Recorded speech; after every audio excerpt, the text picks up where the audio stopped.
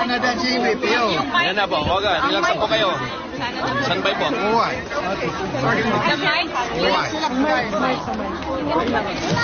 Okay. VP, How was the visit? sandali. Siguro, VP will start by saying kung ano yung, paano siya, ano yung nangyari sa visit niya kay Presidente. Yes, please. Go. Oh, okay, sige. So, I visited former President Duterte. He is in the hospital wing of the detention center.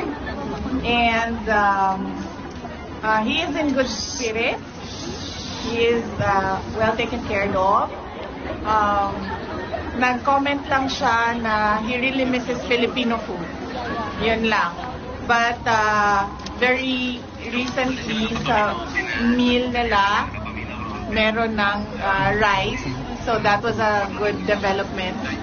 And then we discussed about his legal team. And we discussed about the family. And we discussed about the country. Gano'n po katagal? Okay, questions now. Gano'n po katagal yung visit niyo kay President Duterte? The visit lasted for an hour. So it was from 4 p.m. to 5 p.m. VP, what was his reaction or ano yung kwento niya tungkol dun sa nangyari initial appearance kanina? Well, hindi namin na-discuss. Hindi namin na-discuss yung initial appearance niya kanina. Sorry, sorry.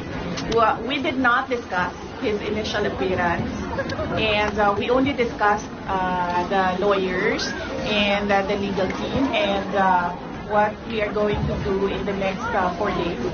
Yes. VP, were you surprised that the former president appeared via live stream? Were you expecting him to see him there at the chamber? I had no expectations. I did not know. I did not know he was appearing before a live stream.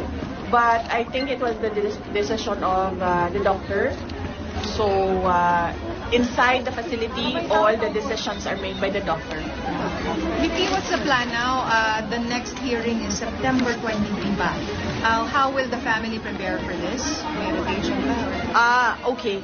So I have not discussed the arrangements with next of kin and relatives here.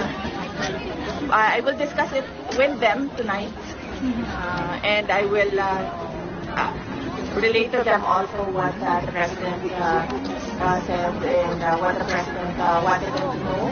And so yes, we haven't made arrangements yet.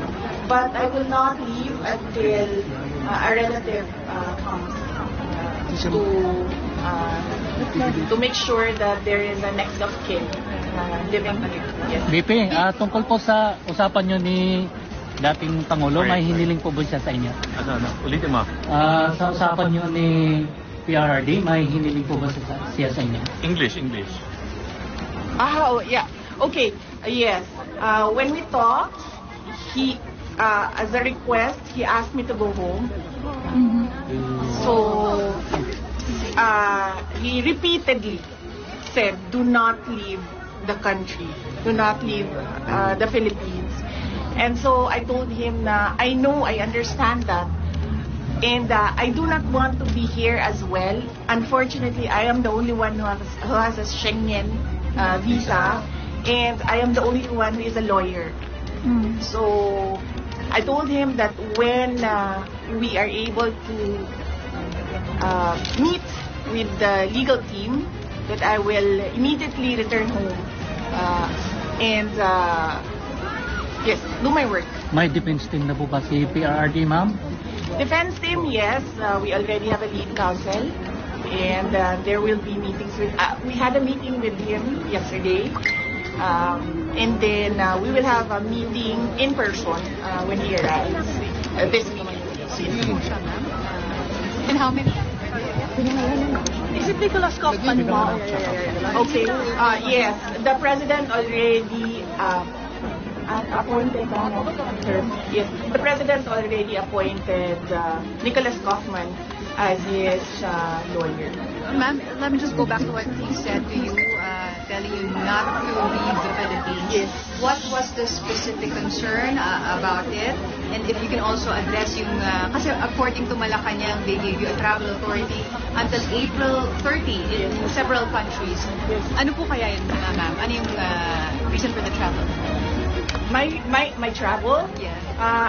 The moment that I felt that it was an extraordinary rendition, the moment that it was I felt that it was a kidnapping because they were holding him in 250, which is the air base of the Presidential Airlift Wing. I felt that he will not be able to leave that place, but he will be taken to wherever. At the time, we didn't know. So we were preparing for a list of countries where he may be taken. So, and at the time, I did not know how I will be able to enter that country. So we had to apply for travel authority for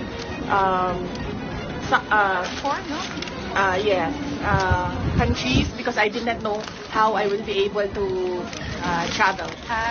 Okay. So, hindi siya necessarily pupuntahan BP or kumbaga i-complete yung travel up to April 30? With regard to the date, no. Because at the time, I did not know also how long was I gonna be.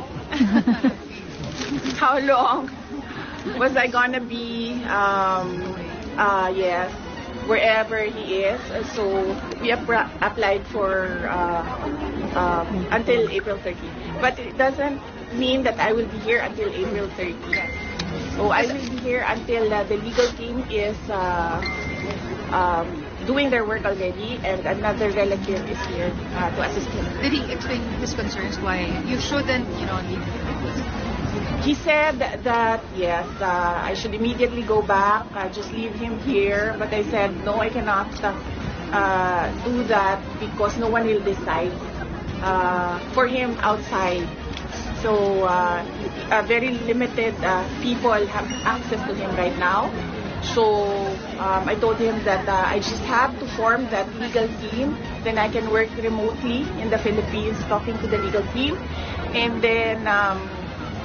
Yes, so I just need next of kin to come here, and everyone's applying for visa right now. Pero wala po siyang fears that it will be taken advantage of your absence? Well, he did not express fears about taking advantage. Some people or whoever taking advantage of my absence, but he repeatedly said that you must not leave the Philippines. You must go back to your country. You're not supposed to be here. And then I insisted that, yes, I know what I have to do, and that I just need to set up something here in The Hague, and then I will immediately go back to the Philippines. BP, Isa-isa po. any comment po, BP? What was the disposition po, the demeanor of the president when you saw him? And were you able to see po yung detention center, the detention area for the former president? No, I was not allowed inside his detention area. We met in the visitors area, and the demeanor was, he looked well rested. I asked him that. I said, you look well rested. And then he said that, well, I don't do anything here except sleep and watch TV because he has access to a TV. And then I asked him about the food because I know his preferences for food. And then he said, yes, well, that's my only complaint is that I really, really miss Filipino food. Kuan man gud na sa Bisaya ba kanang tuyo bulan o kanang paksiw na isda. Ayan na mo Inununan, yeah. Pilipino na patsiyo, inununan. BP, Sige po. BP, inununan. ini-comment po doon sa plano ng mga otoridad na i-raid po yung tahanan ng mga Duterte sa Davao City. Ito ba ay makonsider nyo na part of para pabagsakin ng mga Duterte family? Yes, I heard about that. The search warrant applied for all the houses, all our houses, all the members of the family. And I mentioned to my siblings that you don't have control over this anymore. So I just told them that just secure your valuables and then just allow them to do the search. And then we expect that there will be planted evidence inside the houses. So I told them that we'll just have to face that as well, because that is the template that they did with former Congressman Arnie Teves. It's exactly the same template. So I told them that it's pointless. It's pointless to fight. So just allow it to happen. It doesn't mean that that search is illegal. But then I told them that no one should be hurt. No one should resist. Just allow them to do whatever that is illegal. Ma'am, ini-comment po doon sa sinabi ni PCOU si Castro na walang kidnapping na nangyari sa lahat po ay may papeles tungkol po sa pag-aresto kay PRRD. Well, it was really kidnapping. You see the comments all around the world from experts. Yeah.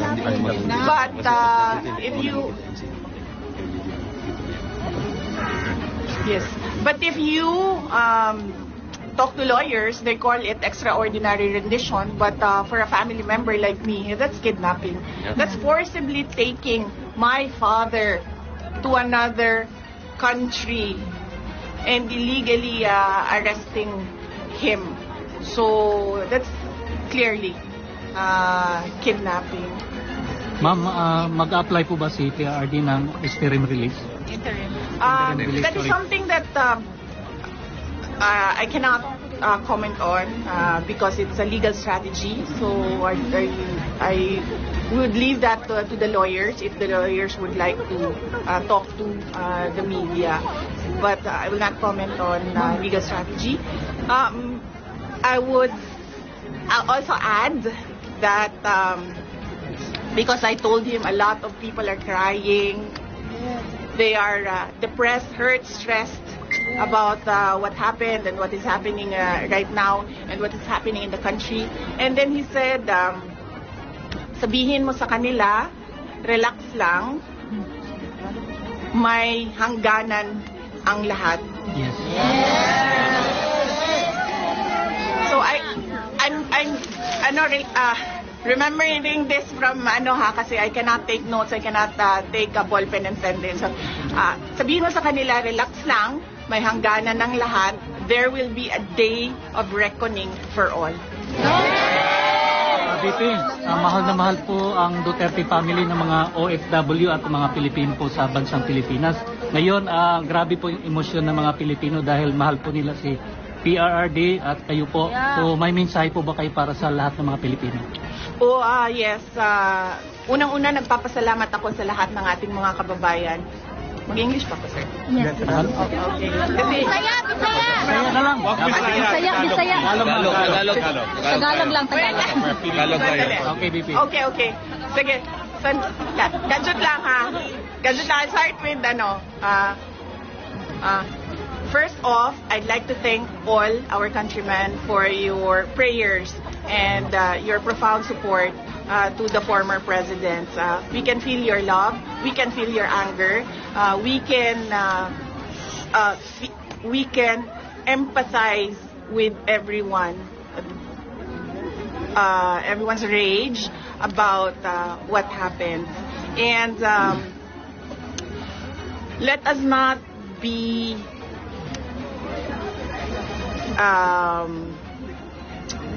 let us not forget